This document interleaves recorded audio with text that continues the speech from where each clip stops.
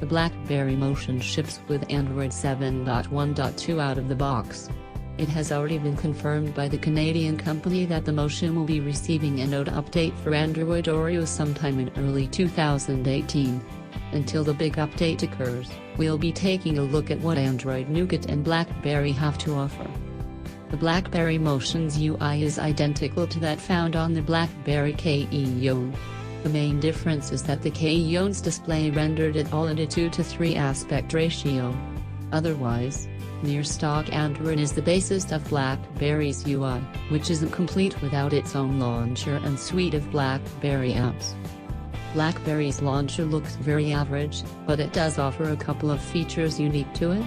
If an app icon has 3 white dots under it, you can swipe up or down on it to see a pop-up version of that app's widget.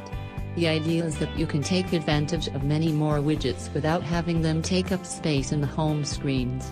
Balckberry's notification spark, red asterisk badge, is also here, notifying you which app you may have missed a notification from. This is a feature derived from early Balckberry OS.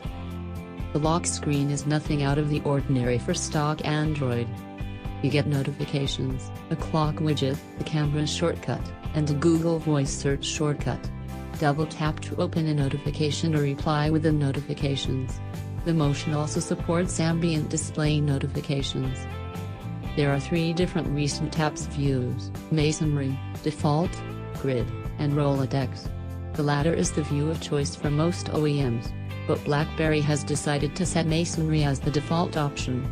We find it to be a little unpredictable for quick task switching since the app previews aren't uniformly sized and the app's previews are kind of just sprawled out. The Motion comes with a tab for quick access to the Balckberry Hub, more on that soon. This shortcut is called the Productivity tab and gives you a glance at some useful subcategories of your content.